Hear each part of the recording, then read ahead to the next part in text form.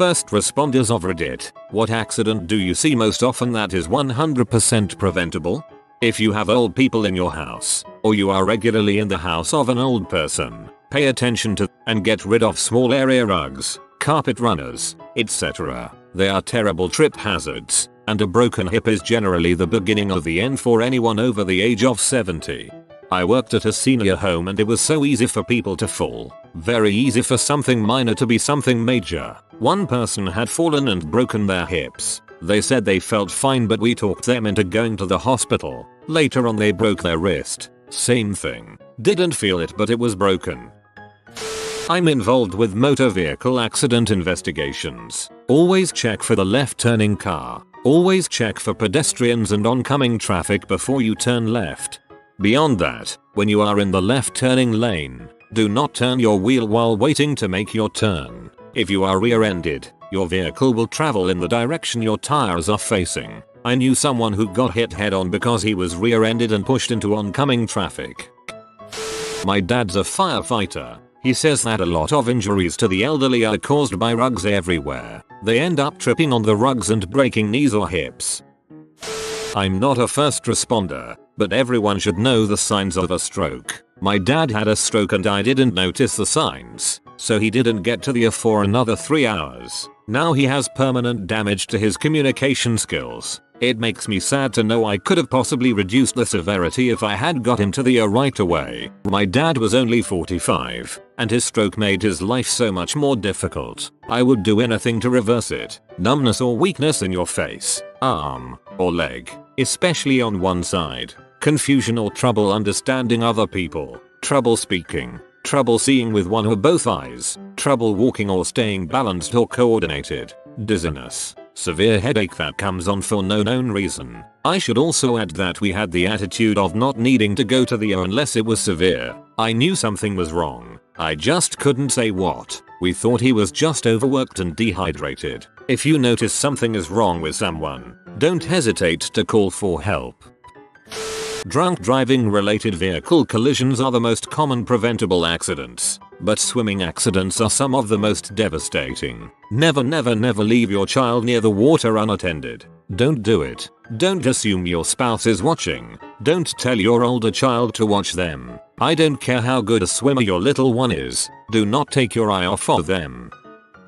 I have a buddy who is an EMT and he told me one of the most common calls he responds to are choking due to ginger beef. He also told me the fatality rate for these is incredibly high. In a nutshell, the meat tends to be very tough and thin while also coated in a slippery surface crust. Regular anti-choking techniques won't work and the only way to get it out is with forceps or something similar. TLDR. Ginger beef is deadly. Drownings. Swim near and talk to a lifeguard. Use flotation. Know your limitations and abilities. Understand what a rip current looks like and how it works. Talk to your lifeguard. They know area-specific hazards and can educate you on conditions you may not understand. Use a life jacket or bodyboard. Something attached to your person you won't lose if you are rolled by a wave. Set realistic limitations for your kids and yourself. The vast majority of people overestimate their swimming ability. I can't stress this enough. There is a fundamental difference between being able to swim across the deep end and being able to take care of yourself in open water. This is reflected in the fact that the majority of water rescues and drownings are for males aged 14-40 who can swim. Rip currents occur when water is directed offshore through a deep trench between sandbars or by a structure in or under the water such as a jetty, reef or pier. It takes a water depth of approx 1.4x the wave height for a wave to break. You can estimate the water depth this way. Unfortunately, people are intuitively drawn to the calmer water between the breaking waves, which is exactly where the rip current will form. Rip currents generally pull harder at low tide. There is less room for the water to move around. The sandbars create more of an obstruction. Think of it like putting a nozzle on a garden hose. Rip currents like organized surf as well. Organized surf produces organized currents. A 3-5 FT clean breaking long period wave looks inviting and manageable for most people with some swimming ability but is the worst condition in regard to rip currents. For the love of God, don't smoke if you're on oxygen. Things go boom, it makes for a bad day at the office.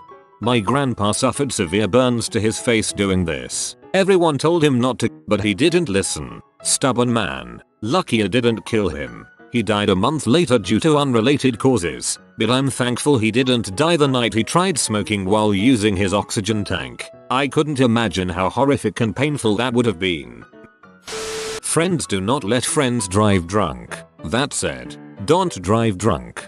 Oh god, I grew up in rural Wisconsin, and my dumbass high school classmates would drive drunk every weekend. I say classmates because they were no longer my friends when I found out they did. Anyway, it only took one of them to die behind the wheel while drunk for them to stop. It's a shame. Too, it shouldn't have taken a tragedy like that for them to learn their lesson. Helmet your children when they ride bikes, roller skate or skateboard. Teach your kids to swim and do not leave them in water unattended. Wear your seatbelt. You may get into a car accident, and those who are belted and do much better than their friends in the same accident who get ejected. Turn the handles of pans and toward the stove. Do not let the handles poke out where your young child can reach up. Grab that handle and pour whatever manner of hot stuff all over them. Hot oil burns all over the baby because they could reach that handle. Do not freaking text and drive. Do not touch your phone and drive. I had a colleague who worked for NY Fire Dept for many years. She would harp on how many people put mattresses up against outlets and killed their children this way. Easy way to start a fire and easy to prevent. Wait, what? Don't take drugs if you or your buddies don't know what you're doing. A 43°C sunny day at a music festival is not a good time to start taking ecstasy by taking 2 full pills drunk.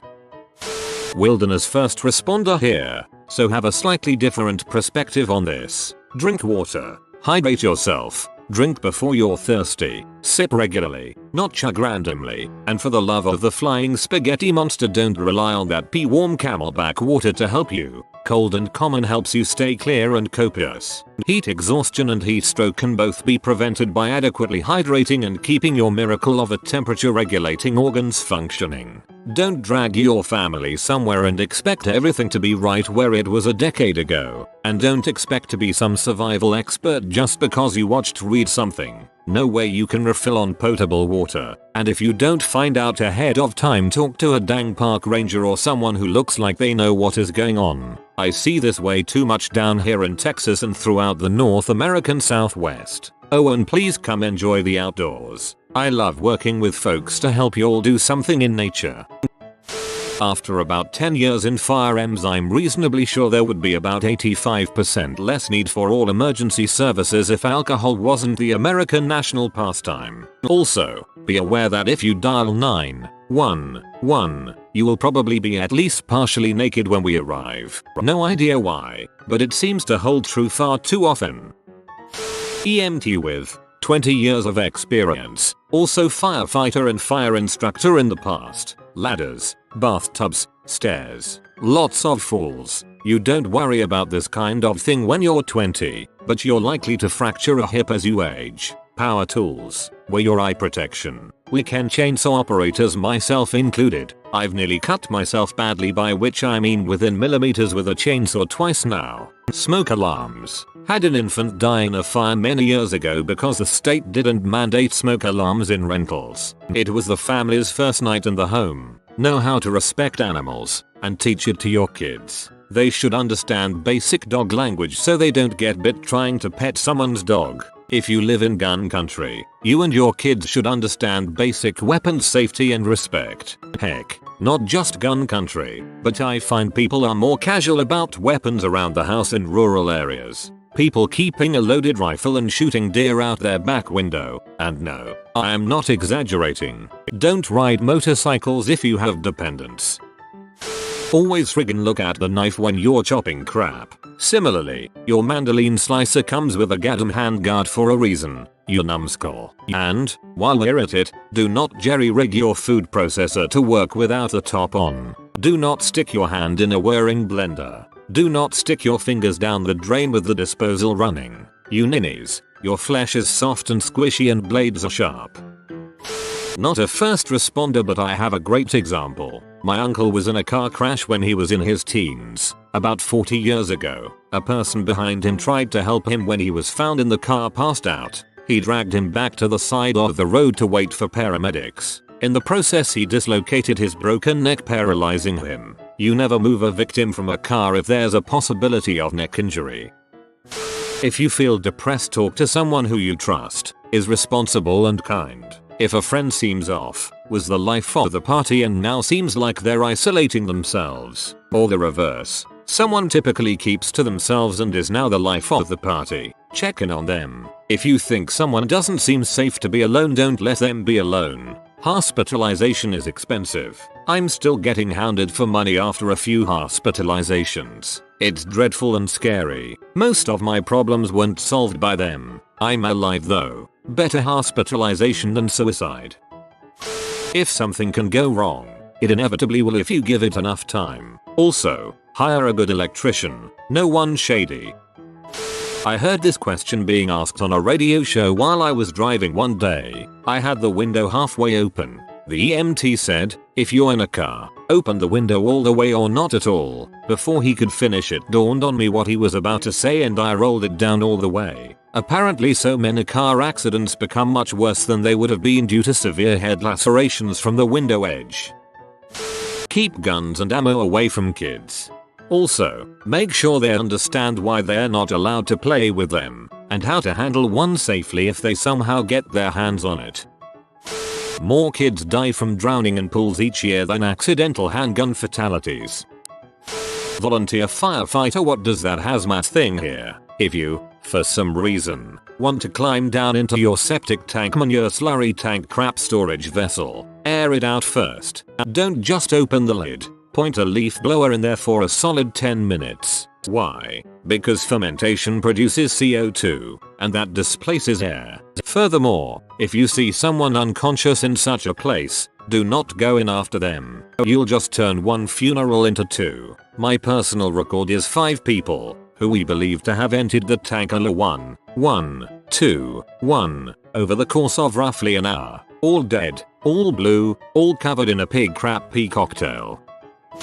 Drinking. If your friend is turning blue, it's probably too late to bring him back from alcohol poisoning. So don't shove 22 shots of vodka down your 21-year-old girlfriend's throat when she's hardly been out drinking before. Paramedic here. Never take narcotics alone recreationally. If you must do it, make sure you are with a friend you trust. If you're that friend and someone overdoses, roll them onto their left side. Call 911. Start CPR if they stop breathing and answer all of my questions honestly when I get there. I will not tell the cops.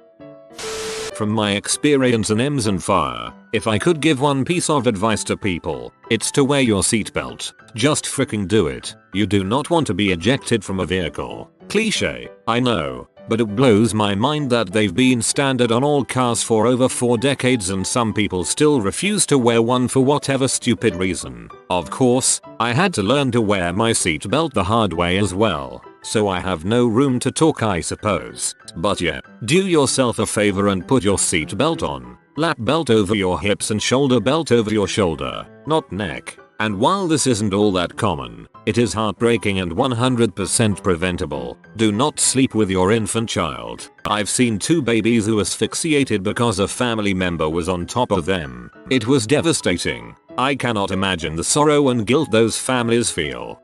I teared up just thinking about how horrible it would be to accidentally kill your own child. So sad. Bicycle mechanic here. Why is this relevant? Put end caps on your handlebars, bar ends, plastic, metal, something. Do it. Keep spares. They're about $2 a pop and highly disposable. They get burned out quickly, either fall out or break apart, etc. I had metal ones that threaded into the ends of my bars and they outlasted the lifetime of the bars. I have seen chunks taken out from uncapped bars. Please, always keep them capped. Beyond that, on bikes, your pedals are grippy at a certain point. Beyond that, it's excess grip and added danger. At a certain point, your shoes will stay, and to get the pedals spikier beyond that is just superfluous. If you slip a toe or heel off, that pedal is coming at your shin and or calf. In BMX, usually with a lot of force and sharp edges. Also, remember bikes are cheap, well, like cars really. There are cheap ones and expensive ones, and you get what you pay for. But in the end, 95% of the population rides an average bike. Welds and bends create points of interest. Keep an eye on them. Excessive rust, wear and tear, etc, and suddenly the handle snaps off your bars. Well, in my time in BMX, you supported yourself on your bars a bit, so your entire weight is going down toward that jagged metal edge now. I'm sure there are more stories just from bikes, but those are the big ones. 1. Bar ends, please. 2. Your pedals don't need to be so spiky. 3. Failure methods of bicycle components are easy to wrap your head around. Always be aware of them. CPR. Although you don't need it every day of your life, just having the knowledge and skills is huge. More people need to have this simple and super available training. My mom is a nurse and she always told me a neat little tidbit. You can do the compressions to the beat of both Staying Alive and Another One Bites the Dust to maintain the right speed. I'm not currently a first responder, but I was for years, and when I finish my undergrad I'll be back in it full time. Maintain your physical health. So many people drop dead at 40 from poor physical health. Unless you enjoy the smell of burnt toast and sudden cardiac arrest, get healthy and stay healthy. Learn CPR. It's surprisingly easy and the training works in the real world. I learned CPR and have done it a handful of times as a first responder. You can increase the chances of your loved ones surviving a cardiac arrest by learning CPR. Use them with their freaking crosswalks. I've seen people twisted up, looking like they didn't have a bone in their body because they decided to run across the road and got hit by someone going 50 miles per hour. The driver gets all sorts of mental issues after that, because you decided you didn't want to walk 200 feet to the closest intersection. And it's not even the driver's fault. Use a crosswalk. If your house is on fire, get the frick out. Yes, you may be able to save a few things, and maybe you can put a fire out with your garden hose if you catch it in the growth stage. Do you know what you can't do though? Breathe in hydrogen cyanide and all those other superheated gases without becoming a dead person. You'd be surprised how many people think they can put the fire out and they end up dying right at the door. The crap ain't campfire smoke. Your couch is made of dead dinosaurs. Son, breathe in a few breaths of heated deadly smoke and you've already done irreparable mortal damage to yourself. Singe your lungs, making the amount of oxygen you get much less, and also the deadly smoke wants to bond to your oxygen cells a heck of a lot more than oxygen does. And even breathing it a little bit can inhibit your ability to absorb oxygen. If you're in a fire, get the frick out and avoid fire smoke if at all possible. The stay low thing is true. A few feet in altitude can be several 100f different. Stay low and GTFO. If your house is on fire, be a good witness and call 911. Is there anybody in the house? If so, which room? Firefighters can do a rapid search if someone is in a specific room.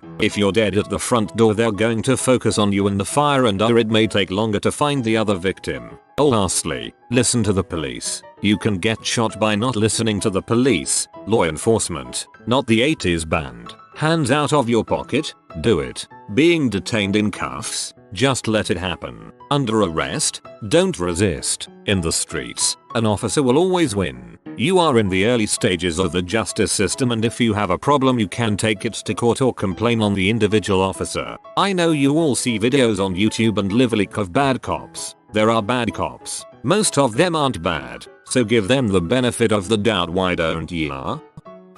Lifeguard. Kids drowning. Keep your kids within arm's reach and don't let them out of your sight for a second. I've hauled so many kids off the bottom whose parent left them in the pool while they took a pee break or something. Get your kids into swim lessons and keep them close.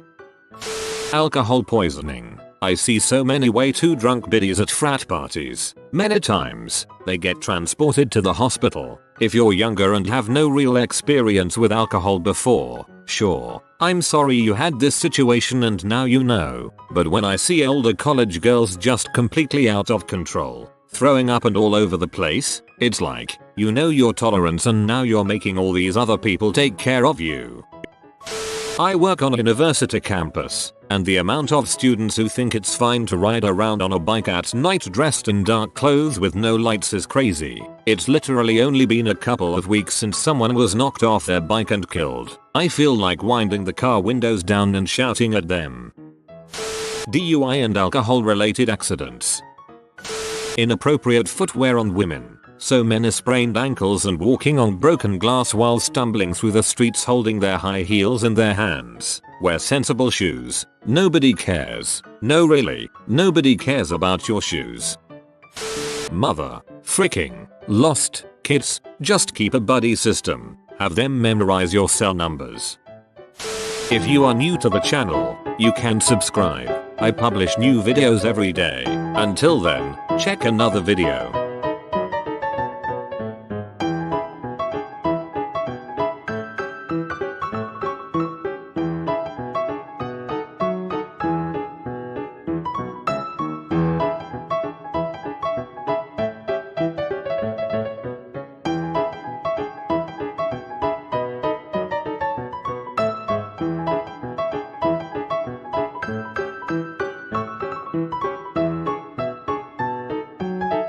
Bye for now.